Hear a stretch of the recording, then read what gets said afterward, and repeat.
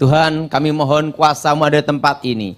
Curahkan hujan keselamatan, curahkan hujan pertobatan, curahkan hujan kuasa-Mu. Lawat kami semua Tuhan, dan nama-Mu dimuliakan. Berkati firman-Mu, berkati kami semua. Di dalam nama Yesus, yang percaya katakan, silakan duduk. Shalom. Hari ini, pagi ini, saya bahas tentang santet, teknik membunuh tanpa jejak. Nah, sebelum saya bertobat, saya belajar ilmu santet dari nenek saya. Dan disitulah saya tahu bahwa ilmu santet itu ada kelemahannya. Ilmu santet adalah ilmu teknik membunuh tanpa jejak. Sebelum saya bertobat, saya diajarkan bahwa 3 tingkatan santet. Pertama, santet 1 pulau. Kedua, santet 1 negara. Ketiga, santet 3 benua. Nah, disitulah saya diajar bagaimana menggunakan ilmu itu. Setiap pengiriman ilmu santet itu pasti ada tanda bunyi. Tepat di atap rumah. Itu santet tingkat dasar. Apa saudara? Santet tingkat. Kalau orangnya di luar pulau, tidak kena. Karena itu santet 1 pulau. Nyebrang laut. Kenapa? Setan mau pindah lokasi. Harus ada surat izin mutasi pindah. Makanya itu santet 1 pulau. Nah, yang dengar bunyinya itu adalah target.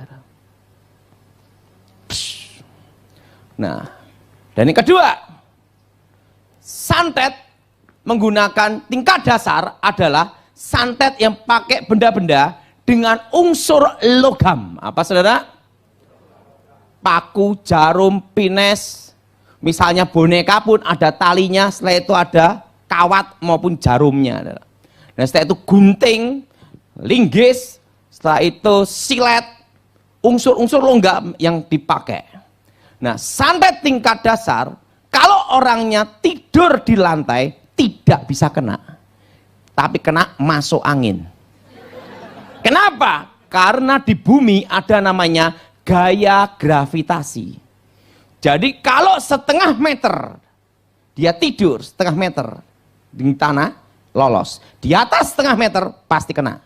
Pak, kalau di lantai atas gimana? Tetap kena, di atas setengah meter. Nah, itu dari tanah pokoknya. Dari tanah setengah meter. Ini tanah setengah meter. Aman. Begitu bunyi, dah, set, tidur, set, langsung. Selamat. Kenapa? Ada gaya gravitasi. Dan santet itu menggunakan namanya radar suhu panas. Makanya dulu sebelum saya bertobat, untuk mengalihkan ilmu santet, saya diajar sejak kecil tidur dekat dengan api. Misalnya saya tidur, dikasih minyak teplok, ada minyak tanah, ada apinya. Kalau santet dikirim, ingat ini ada apa? Api. Syabdak. Pasti langsung minyak teploknya pecah, mati. Nah, langsung sebelum bertobat tak balas, ganti bunuh gitu. Nah, tapi pengalih perhatiannya apa? Dari suhu panas. Nah, makanya santet yang pertama waktu dikirim pasti gagal. Karena apa? Jalan melalui apa? Suhu panas. Makanya kalau ada lampu dinyalakan, orangnya tidur, waktu dikirim santet, dok, lampunya hancur. Pak, kalau lampunya mati, itu konslet lain. Kalau santet pecah, wah gitu. Nah, kan kadang ada orang, waktu dikirim ilmu santet, dia ketiduran, TV-nya masih hidup. Tak, hancur tuh TV. Karena santet berjalan dengan apa? Dari suhu panas. Dan selalu menggunakan weton hari kelahiran. Kenapa weton hari kelahiran? Karena dipercaya di mana orang itu lahir, disitulah titik kematian. Jelas saudara? Titik apa saudara? Kematian. Makanya seorang dukun itu pakai weton. Nah, setelah weton, suhu panas. Nah, di dunia nyata itu ada namanya dunia gaib. Nah, dunia gaib itu adalah bayangan dari bumi. Tidak berbenturan dan tidak menyatu. Misalnya ini, kertas ini, tisu ini, benda nyata. Begitu masuk alam gaib, jep, lenyap. Tapi volume benda ini tetap ada. Tidak dibatasi ruang dan waktu. Nah, setelah itu masuk tubuh manusia, dikembalikan ke alam nyata. Langsung di sini ada paku jarum pines. Makanya dulu sebelum bertobat, pertama kali saya mengenal adalah apa? Umur 9 tahun, dunia gaib dulu. Dunia gaib ini tidak dibatasi ruang dan waktu. Jadi unsur logam, paku jarum pines, dibacain mantra, weng weng weng, juh juh, vitamin komplit. Nah setelah itu masuk alam gaib, volume dan jenis bendanya hilang. Masuk tangan tubuh manusia, lep. Ingat, suhu panas. Berdasar apa saudara? Suhu panas. Dari suhu panas, set, kembalikan ke alam nyata, plak. Maka orang kena santet, di perutnya bisa ada paku jarum pines. Unsur logam. Jelas? Jelas? Yang ketiga, ingat. Berdasar apa? Suhu apa? Suhu panas. Yang keempat, waktu santet tingkat dasar dikirim, maka hewan-hewan akan mati mendadak. Tikus-tikus bisa mati langsung. Ikan satu kolam, lep, mati. Pak, kalau burungnya setiap hari mati satu itu apa? Itu bukan kena santet, flu burung. Kalau santet itu dalam satu malam mati semua. Jelas? Jelas? Satu malam tuh bus mati semua. Hewan-hewan mati mendadak. Nah setelah hewan-hewan mati mendadak, yang kelima, perut, kepala, tangan bengkak. Tapi dicek darah tidak ada penyakitnya. Tapi begitu di rongsen kelihatan paku jarum pinesnya unsur logam.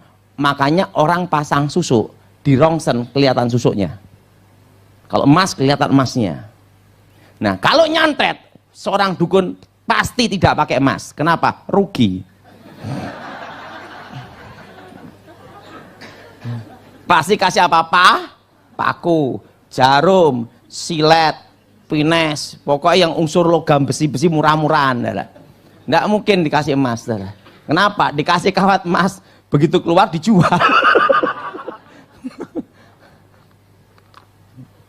Nah itu langsung. Nah, dan ingat, dicek dokter, di rongsen. Waktu dicek tidak ada penyakitnya. Begitu di rongsen, unsur logam di bagian pembengkaannya. Kalau kena mulut langsung gini, bengkak adalah. Rongsen unsur logam semua. Nah, jelas? Jelas? Nah, yang kelima ini. Jadi ingat, dicek dokter tidak ada penyakitnya. Yang keenam, waktu malam Jumat, tepatnya jam 12, jam 1, jam 2, akan ada bola api merah menyala. Nah, dari bola apinya kelihatan pengirimnya arah sana. Oh, berarti aliran ini. Oh, pengarahnya sana. Oh, sana. Itu pasti ada bola api. Apinya merah nyala. Jelas? Jelas? Apinya berada? Merah nyala. Nah setelah itu malam banyak anjing menggonggong. Au! Bukannya saya mirip dia. Ada setan lewat. Hawa panas. Dan yang ketujuh, orangnya akan bermimpi ketemu arwah-arwah yang sudah meninggal. Dia mimpi ketemu orang-orang yang sudah apa? Meninggal. Orang-orang yang mati dah. Terus. Dan orang yang kena santet pasti tahu siapa pengirimnya. Kenapa? Waktu santet dikirim, itu diikatkan juga dengan tali batin sang pengirim. Semakin kecewa, semakin dendam, semakin amarah, maka santet ini semakin kuat masuk seseorang. Nah, Pak, kalau pengirimnya hanya iseng-iseng gimana? Santetnya tidak terlalu kuat. Karena tergantung dari apa? Yang mau ngirim, kebenciannya gimana. Jelas? Semakin benci, semakin dendam. Langsung. Dan seorang dukun sebelum nyantet, dia akan tanya sama pasiennya dulu. Apakah kamu siap menanggung resikonya? Kenapa? Kalau gagal senjata makan tuan. Biasanya kasih air dulu. Suruh minum. Tapi pasien takut mati. kasihkan pembantu, pembantunya minum, gagal nyantet, pembantunya modar. Untuk jelas? Jelas? Nah, bola api, hewan melonglong, setelah itu hewan mati, bukan hewan, tanaman-tanaman mati mendadak, kering. Itu ada hawa jahat, tanaman-tanaman kering langsung. Keringnya itu dari atas sampai ke bawah. Itu tingkat dasar. Artinya apa? Hawa jahat. Pak, kalau keringnya di tengah angus, itu kesambar petir. Kalau santet itu, maaf, tingkat dasar itu bukan hewan, tapi apa? Tanaman. Itu mati mendadak. Menyerap energi kehidupan. Nah, soal sudah kena kasus santet seperti ini, bagaimana cara menanganinya? Nah, mobil sebagus apapun, tidak ada bahan bakar, mogok. Betul? Betul? Ilmu santet itu mengambil energi dari kebencian, kepahitan, dendam, kesumat. Suatu kali ada seorang kepala geng Ambon minta tolong saya. Tiba-tiba di atap rumahnya, setelah letusan pohon di depan rumahnya angus. Ingat, kalau santet itu angusnya dari atas ke bawah sampai akar dalam satu malam toh, kering. Dan tiba-tiba kepala geng ini langsung ketakutan. Setelah itu sakit, antara mati, antara hidup dan mati, di kebingungan sendiri. Waktu saya dipanggil datang, saya lihat, Bapak, ini ilmu santet. Santet dari mana? Tangerang, Banten. Kok tahu Pak Daud? Ini pasti pengirimnya dari aliran ini. Kok tahu Pak? Dari jenisnya. Semua bisa dikenal dari apa? Jenis ini, aliran ini, pasti jenisnya ini. Pak, bagaimana cara supaya saya sembuh? Kamu harus mengampuni orang yang menyantet kamu. Kenapa? Semakin engkau kecewa, semakin engkau dendam, semakin akar pahit. Maka kekuatan ilmu santet itu semakin mempercepat merenggut nyawa. Saya pasti ampuni Pak. Kenapa? Karena salah satu keluarga mereka saya bunuh gitu lah. Makanya keluarganya ngamuk Pak. Saya dikirim ini. Karena secara hukum saya tidak ada bukti. Saya main bersih Pak. Saya ngomong, kau harus bertobat. Kamu harus ampuni orang keluarganya yang nyantet kamu. Saya ampuni Pak. Oke, saya doain. Dalam nama Yesus. Orangnya gemuk hitam. Saya tumpang tangan dia, dia roboh. Saya ikut roboh. Kenapa? Berat banget ya, Dara. Saya suruh blak, rame-rame roboh malah. Nah, dan kelemahan ilmu santet adalah yang kedua. Waktu mimpi ketemu orang yang sudah mati, jangan percayai itu arwah mereka. Baru bisa lolos. Selama mempercayai itu arwah mereka, maka roh itu merenggut nyawa. Tapi kalau tidak mempercayai itu arwah mereka lolos. Jelas? Jelas? Kalau orang kena santet tingkat dasar ini, asal dia menghadapi tanpa kebencian, tanpa kecewa, tanpa akar pahit, tanpa dendam, maka ilmu santet itu energinya hilang. Karena menyerap energi dari kepahitan, kebencian, dendam manusia. Jelas? Jelas? Maka ada iman, ada pengharapan, tapi yang terbesar adalah kasih. Nah, kalau orang yang bukan Kristen lakukan dua ini, dijamin dalam 6 maksimal 1 tahun pasti sembuh.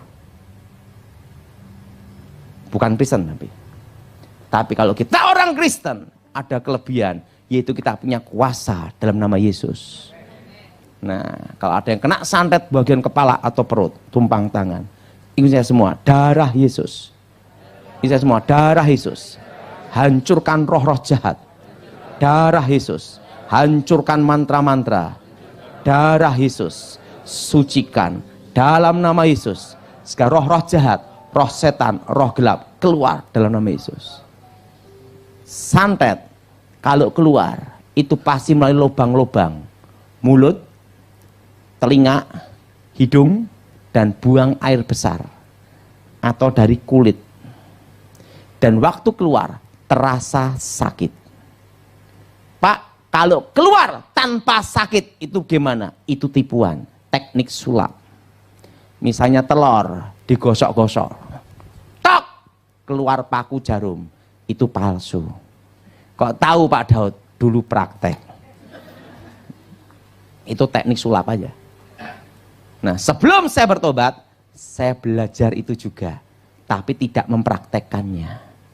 Guru saya ngomong, waktu saya belum bertobat, ingat, sebagai ahli ilmu hitam, kamu jangan goblok. Harus tahu ilmu palsu juga. Karena di masyarakat, 95% itu palsu. Jarang ada santet yang asli, itu hanya 5%. Karena untuk memasukkan unsur logam ke dalam tubuh manusia harus ada kekuatan powerful yang penuh untuk masuk. Lep, gitu dah. Jelas? Dan tidak semua dukun punya kemampuan itu. Makanya seorang dukun karena belum tentu punya kemampuan itu, maka menggunakan teknik tipuan. Telur digosok. Nanti dukunnya pegang-pegang gini, plek, keluar kerikil, keluar keris, keluar tombak, keluar unsur logam. Itu palsu. Apalagi dukunnya gini, pegang gini, keluar kemenyan, jarum, palsu, 1000%. Kok tahu? Praktek. Nah, jelas? Jelas? Nah, kalau dukunnya ngomong gini, nanti kamu ke rumah nanti ada sesuatu di bantal. Begitu pulang ke rumah, bantal dibuka. Ada boneka kawat jarum, itu palsu juga. Yaitu apa? Bantuan jin. Jin disuruh datang ke sana, bawa boneka itu, tapi boneka dari dukunnya sendiri. Untuk ditaruh di sekitar rumah atau di dalam tanah. Kenapa dukunnya lakukan itu, minta bantuan jin? Karena tidak semua dukun punya kemampuan untuk memasukkan unsur logam ke dalam tubuh. Jelas? Jelas? Nah, yang ketawa-ketawa berarti pernah ketipu. Jelas? Nah, ini santet apa? Tingkat apa? Dasar. Nyebrang laut. Nggak bisa. Tapi udah terlanjur masuk. Walaupun nyebrang laut percuma. Karena udah bendanya udah terlanjur masuk. Biasanya kalau benda itu dari alam gaib, masuk ke alam gaib, keluar juga masuk alam gaib lagi. Waktu didoain dalam nama Yesus, hilang. Langsung kempes. Normal. Kalau kita orang Kristen, punya kuasa demi nama Tuhan Yesus. Dan ingat, santet tingkat dasar ini punya kelemahan. Apa Dara? Gravitasi bumi. Dan suhu apa? Panas. Makanya untuk mengecoh santet itu sebelum saya bertobat itu ada namanya api, tidur dekat api atau lampu diterangin supaya apa? Salah sasaran. Tapi listrik mahal, betul? Begitu ada unsur api itu santet sejago apapun pertama kali dikirim pasti gagal. Karena menentukan apa? Target. Biasanya gagal dulu. Nah, gagalnya apa? Terkecoh oleh suhu panas. Nah, makanya kalau dia tidur, kan terutama dikirim santet itu malam. Lampunya terang semua, kan panas semua. Wah, itu susah lagi nyantetnya.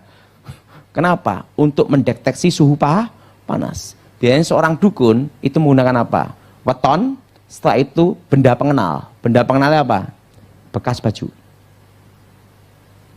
Yang pernah ada keringatnya dia. Tapi sejago apapun, kalau ada lampu terang semua, banyak salah sasaran. Jelas? Jelas? Jelas? Kenapa? Ingat, apa saudara? Suhu panas. Saudara, satu hal. Selama kita ada kesempatan untuk berbuat baik, lakukan. Karena ada waktunya kita tidak ada kesempatan lagi. Betul? Nah, itu saudara. Jadi kalau saudara menghadapi santet seperti ini, ingat, lawan, jangan takut. Amin. Dalam nama Tuhan